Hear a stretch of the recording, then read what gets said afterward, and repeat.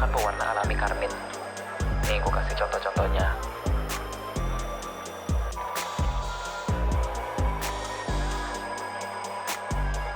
Aduh, ini tulisannya mana sih?